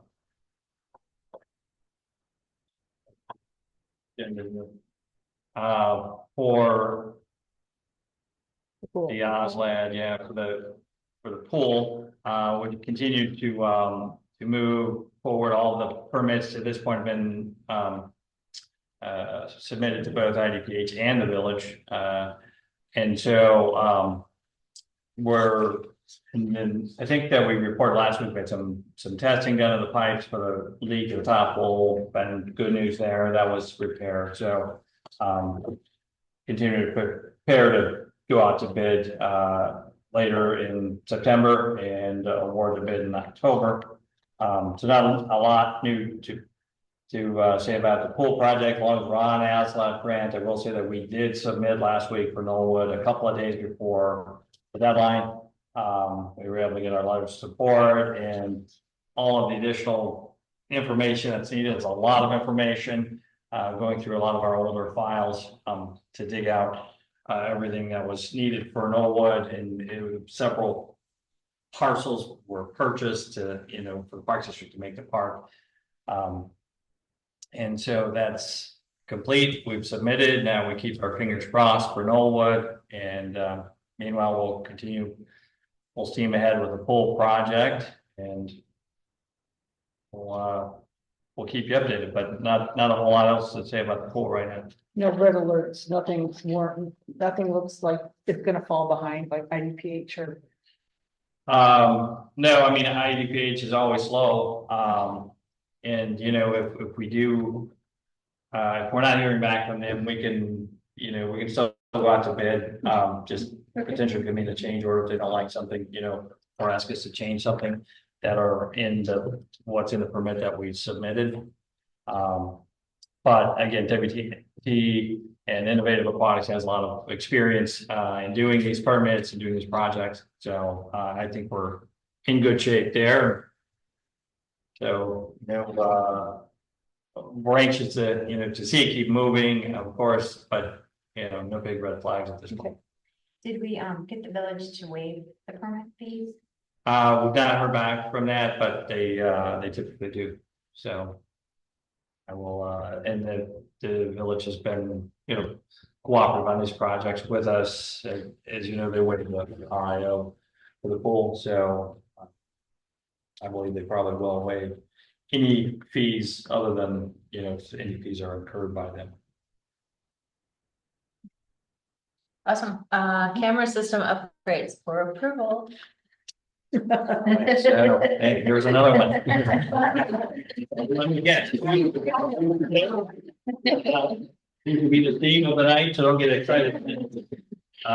So just, briefly, we do have a camera system used for, kind of safety. And we've been adding on, over the years to it to try to just kind of enhance some of the security, or, when we have vandalism or, other types of issues, even employee issues, there's times that you like to review the video to see what happened on a certain day. So this is just kind of, continuing to do some upgrades and adding on. So with that, I'll turn it over to Jim and Ben here. Yeah, I'll start off, because I was here in 2017. If you remember, we used to have gym monitors, we used to have ice rink monitors. We had a lot of issues with them. They're high school kids and they were not paying attention when they were in the room, and in reporting back to staff, and when we had problems with other patrons while they were in there, we brought out PDRMA. We brought out a representative, and we said, should we begin to remove monitors? And they recommended, actually, I think that's a great idea, because that's a higher liability than if you install these cameras. So we started to install cameras, and we started to realize they've really come in handy. As John indicated, I can't tell you how many theft issues we had from patron to patron, and we were able to figure out what had happened and who it was. We've had situations where it has involved employees. We had a situation at Artesian, both with vandalism inside the field house, and been able to figure out who it was, within there. Outside, we only have 2 outside cameras. We have one here at the rec center, and we have one at Artesian. And the one thing that the Lake Bluff Police Department has brought up to us several times is that we've had a couple of situations where someone backed into somebody else's car and didn't, leave their information and just did a hit and run. We've had that multiple times, and if we would have had a camera, we'd be able to figure that out. They've really come in handy. And so while I had the rep out here for a second time to kind of show them about the cameras, they came out for some beach clubbing. Ben and myself, along with one other staff member, Bob, Frederick, and we went to the paddle hut to ask them about the ADA ramp. And so that I kind of included that in there because when I met with them, we had it in the budget, and I said, "Is this really needed? To take apart the ramp and remodify it?" And he did measurements. He checked the turnaround, he checked the wideness, and Ben confirmed that. And so we don't need to do that. We got it from that. We don't need to spend $120,000 on a new ramp at the paddle hut. Amazing. Yeah, so we were happy to hear that. We've been wanting to meet with them and get that verbal, committed that no, we don't need it. And I wanted to have witnesses there that, we didn't need to spend $120. If that was even the cost. We weren't even looking yet to see what the actual cost was. That was in the capital budget. We were supposed to budget for, we had a changeover in staff. It didn't make it in the 2024 budget, but it was discussed and it was to be put into this to the capital line item for $31,000 some for the cameras. But I'll turn it over to Ben and he can tell you actually some good news because it's not $31,000 anymore. Yeah, so we're looking to add cameras to the fitness center, which has 0 at the moment. The preschool hallway, which also has 0. Some more exterior cameras, would be adding 1 outside the pool entrance and a couple on the back side of the building and the driving range side, just to kind of get a 360-degree view of the building. So yeah, the original quote to upgrade our system to that was $31,000. It actually dropped down last week. I got an email with the new quote late last week. It's $24,000 now. So it's the price for the installation went down, but the monitoring went up slightly, so it's just kind of like a handshake, just a juggle. But it's the same camera, same plan, just because of the installation costs. They explained it to me, but it wasn't. So we're really looking to just put cameras everywhere.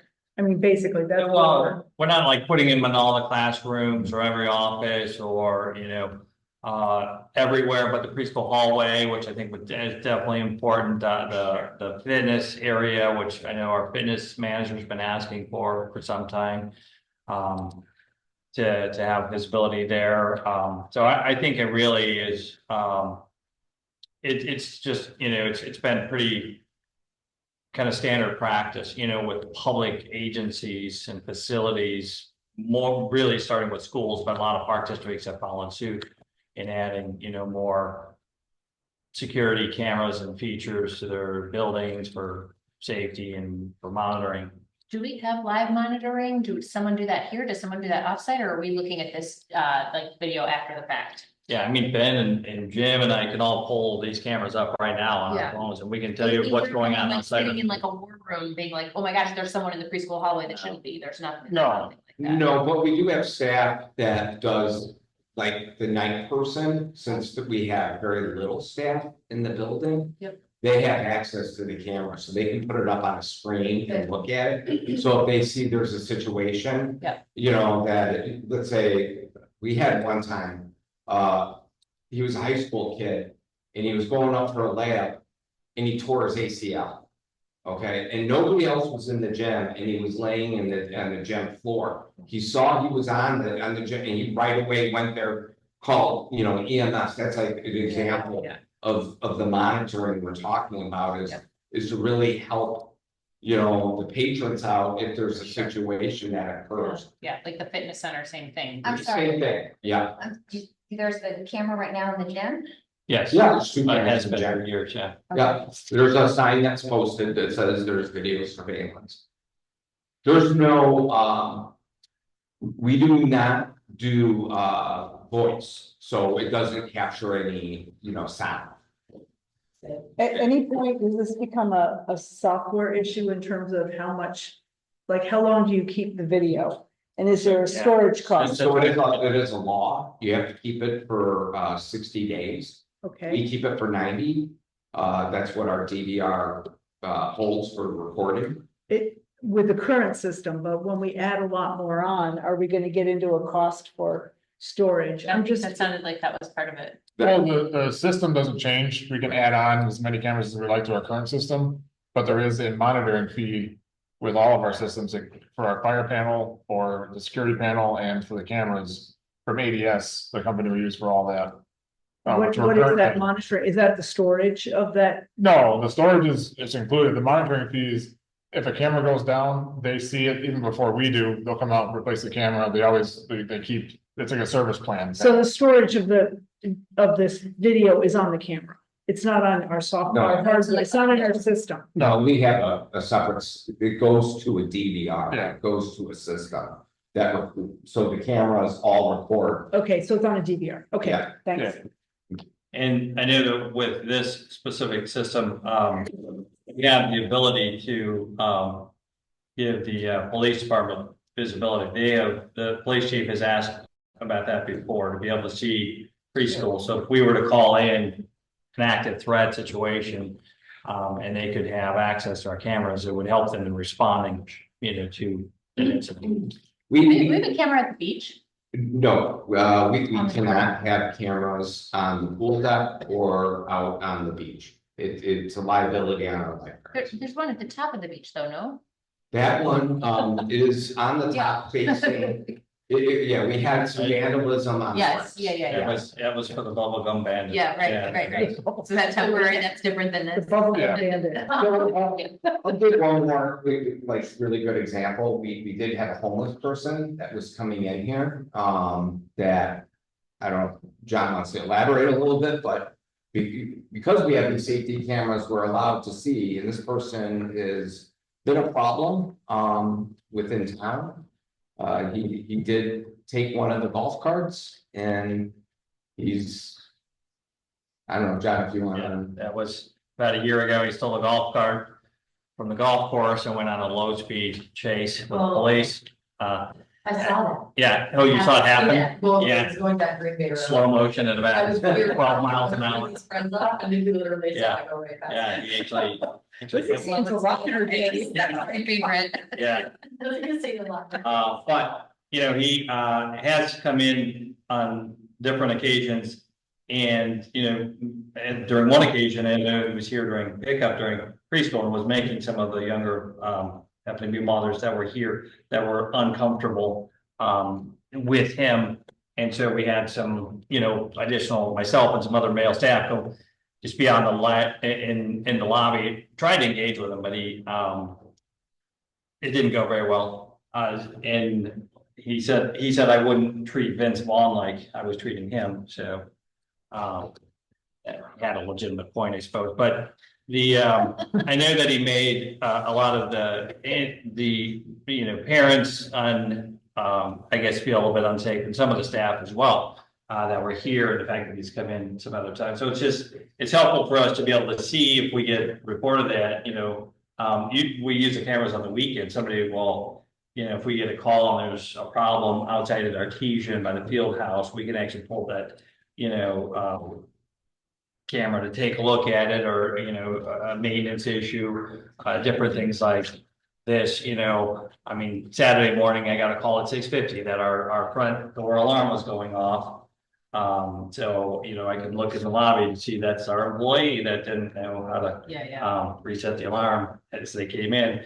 But, if it's, different case, so I think it has a lot of advantages. I think it's definitely, direction that public agencies are doing. Schools have already done it. Park districts are catching up. At this point, I know there's been a lot of talk. We talked about it with the legislators that, there needs to be more funding for this. There isn't a lot of funding for it right now. So, if we saw more of that, we would delay it, look for grants, but we did ask for that in the state funding, when we were asking them to get some money in the state budget. That hasn't moved through yet at this point, so we're recommending to move forward at this point with the cameras and.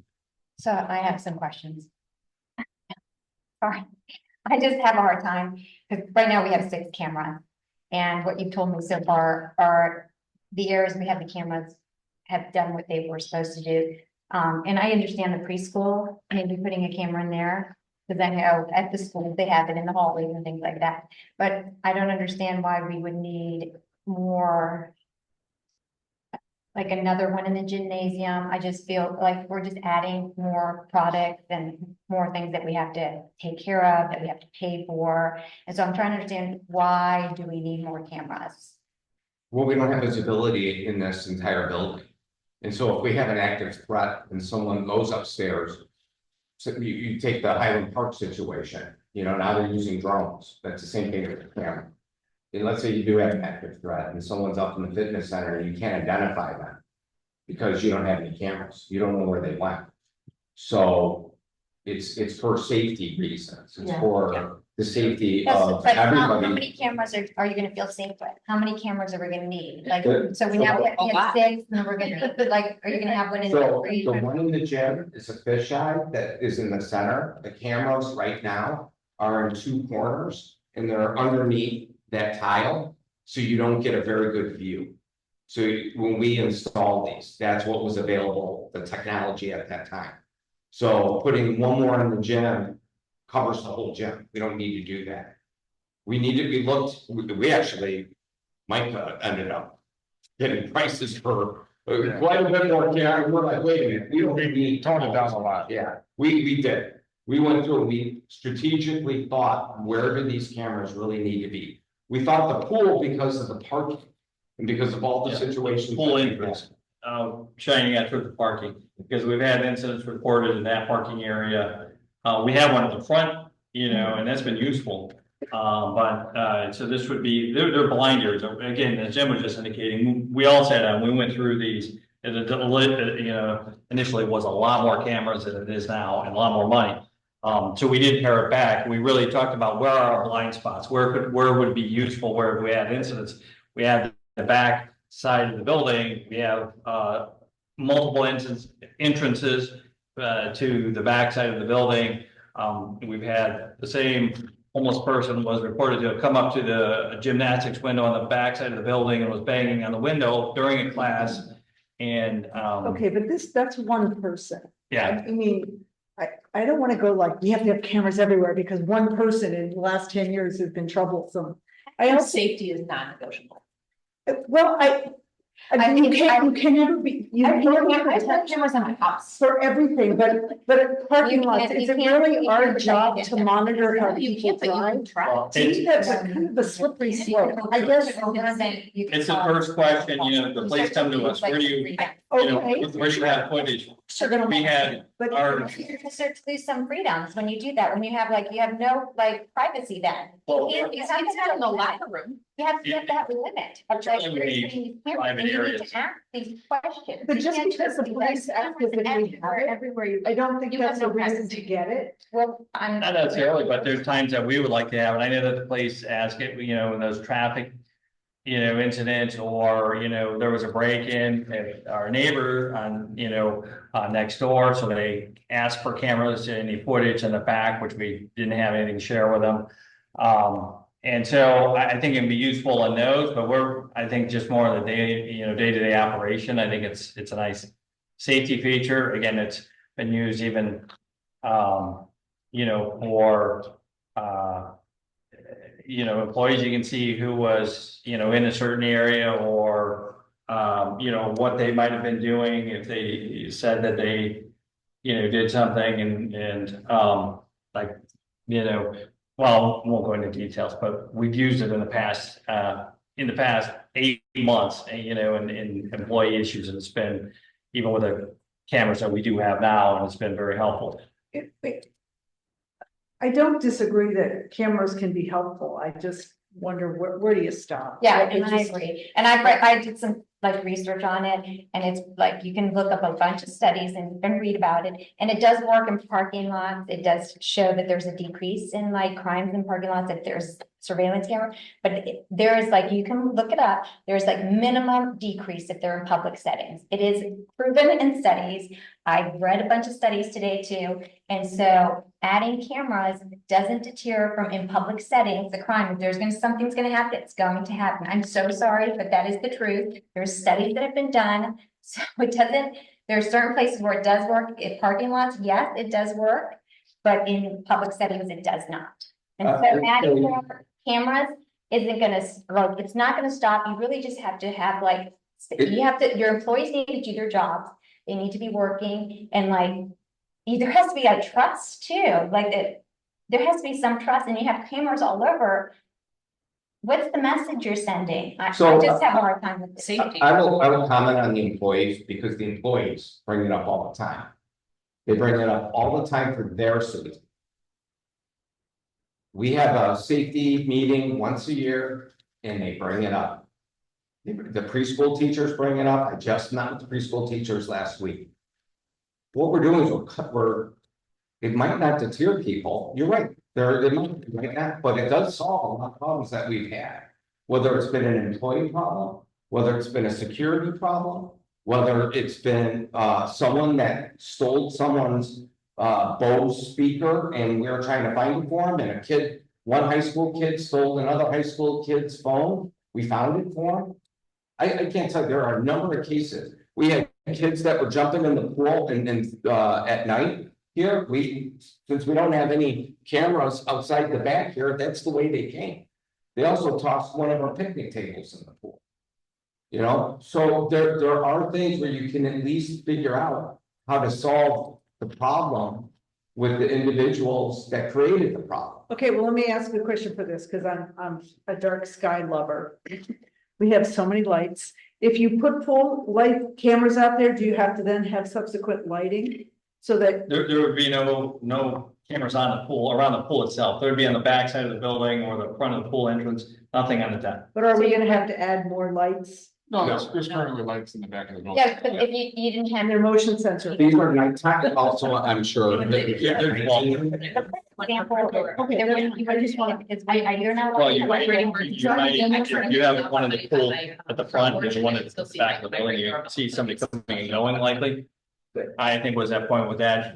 I think the other thing you look at is the increasing number of very unfortunate events that are going on right now, whether it's school shootings or whatever, those are becoming a lot more commonplace. I know that the police have been asking, for a system that they could have access to be able to use during an event that they're responding to be able to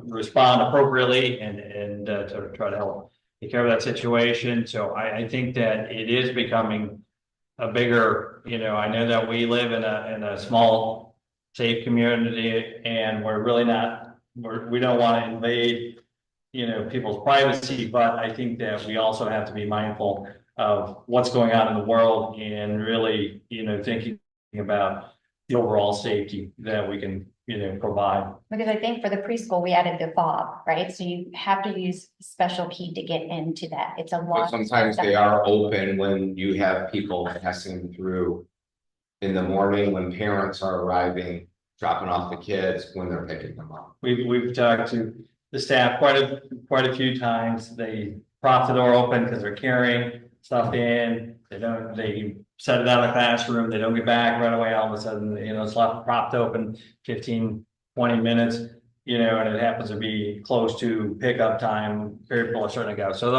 things, yes, we address those when they happen and talk to staff and do training, but they are still gonna happen. When it's a lot of staff, when you're looking at 5 classrooms of teachers and assistant teachers and director, assistant director, that's down there. So the fob is helpful and it's used most of the time, but it's not 100% foolproof.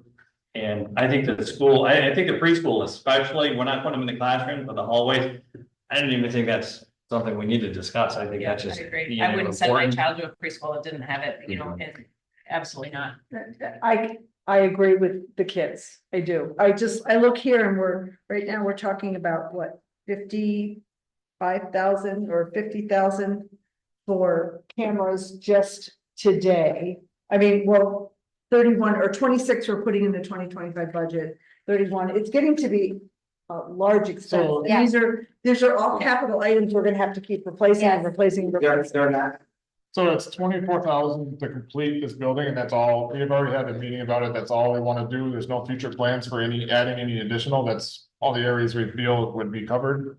The additional 26 is for the park maintenance garage, where we have all of our equipment, tractors and I'm just saying, this is just So the over capital is, $50,000. the ADS covers the cost. So in the future, if something breaks one of the cameras, they will replace it. yeah, it's not gonna be a capital need. Okay, and is there an ongoing maintenance expense that we have? to Yes, and have? we're currently paying it now, it's gonna go up slightly with adding cameras. And can you tell me idea what that is? No, off the top of my head. I'd Okay, have to just pull it curious, up. okay. Do you have then any emails or, The monthly fee is on the quote with the. monitoring? 406. And we paid them quarterly, I'm not sure what the last total bill was, but we're currently paying them a monitoring fee for our fire department, our fire system and security system and the cameras we have now. So the 5,000 a year will cover replacement of all the equipment as it dies Yeah, out. even the DVR, the cameras, anything related to the system is, we have a service agreement, so we don't have to pay for them to come out. If there's a problem, they come out automatically and take care of the problem, which they do with all of our smoke detectors and fobs and all that stuff. I would support this, Me too. because, from a safety standpoint, I believe that sort of rules. Any kind of like little monitoring situation, although I completely appreciate what you're saying, Emily, it's, you know, like. Where's the trust, you know, and things like that, but. Or I just, still- how many cameras is enough? I totally- And what is it- And I feel like we didn't even talk about it as like, it's just. You know, and I just, you have to have a plan I and think some I of the feel stuff like- has to be left to the staff and the staff is asking for cameras and for their safety. And so I don't think that that's something that's negotiable. If they have come to the conclusion that these are the areas that they need cameras and they want it to feel safe and the employees that are working here want it to feel safe and they've solved problems with it. I just don't think it's negotiable. I don't think this is Ellen Granda. I don't think this is Kim Bradley. This is a big deal. This is protecting this building. It's protecting the people in it. Yeah, and I think, you know, again, one of the things that we touched on earlier, if you saw the plan that we had, that Mike had come up with and working with, you know, with a rep from AES, or it was a lot of cameras. So the three, you know, the three of us sat out and went, you know, walk through it. Then we also sat on Zoom with their AES people to say, you know, talking about different types of cameras and what would show what area, and we actually reduced it quite a bit. I think we were trying to be reasonable, yet try to really pick up those blind spots and try to add the safety that we felt was necessary. And, you know, I don't think that we were being, you know, that we were overdoing it. I think that this was pretty reasonable. So we're asking for this now because we have an expense that we don't have to incur, so it's. Yeah, we're and kind of frankly, this splitting was, in. we were talking about last year, and it was supposed to be carried over in, you know, the budget for this year, and with our finance staff leaving right at the end of the year, it didn't get carried over. So that's why it's not in this year, and we're saying, so because it's not in this, with this, you know, the fact that the ramp doesn't need to be done, there is money in the capital that would cover this.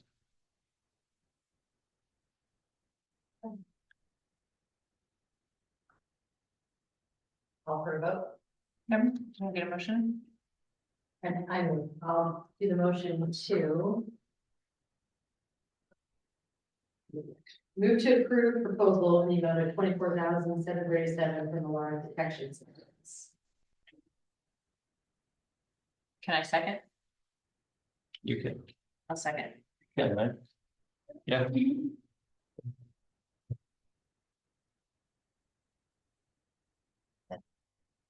Oh, sorry, can I get a roll call? Everybody's hanging out. It's hardly everything. Commissioner Lane, Abstain. Commissioner Raymore, The tough one. I'll say yes. Commissioner Reader, Yes. Commissioner Walsh. Yes. Yes, so it's 4 yes. Okay. So correct, it passes. Thank you. Good discussion.